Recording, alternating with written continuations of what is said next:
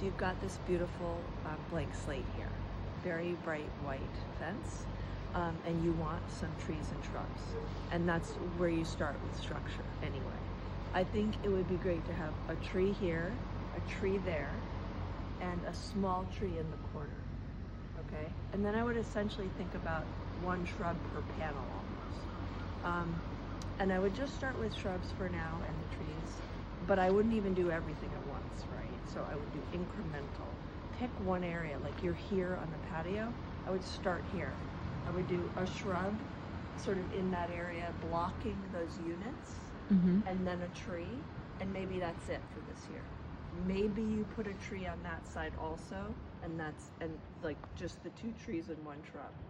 Then maybe next year you expand, go down. Maybe the next year you go down and connect with the corner. Maybe the following year you do that, okay? So one thing at a time, little incremental. You get a ton of light out, out here. This is great.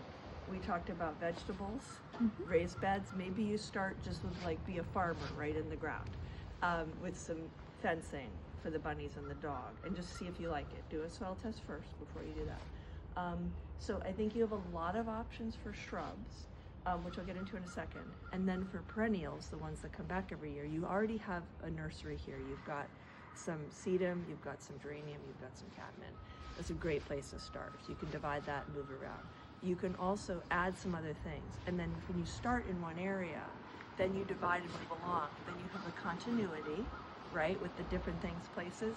You have the economic benefit of dividing what you have and moving it around. You have the timing of doing it when you're ready, do a little bit at a time. And then you have the succession blooming, which means April through November, you have something blooming. So if you can target something in May, something June, July, August, September, October, November, then you have this wave of blooms all throughout. All right, so now I'm gonna do the line in a second, but I'm gonna throw out a bunch of ideas for shrubs. You said you want native shrubs. So things to consider that get big. Elderberry, ninebark, red twig dogwood, okay? Fothergilla, winterberry holly, male, female to get the berries. The trees, pink dogwood, maybe there. Pink dogwood may be there. Eastern redbud may be there.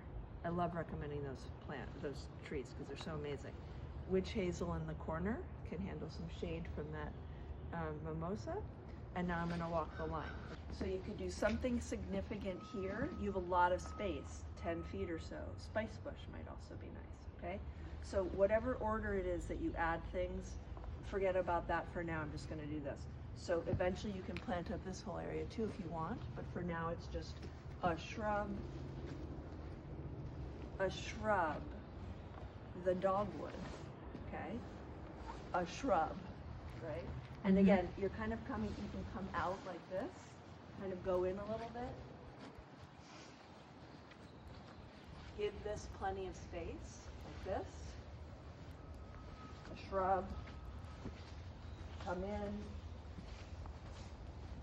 and tie in with this. So you'd come out around the shrubs. Initially, you wouldn't necessarily come out that far, but you'd give plenty of space to plant here, not here. Come out here so you can enjoy the full thing. Then as time moves forward, you bring out the line and then you start adding perennials, but you don't need to do everything at once, okay?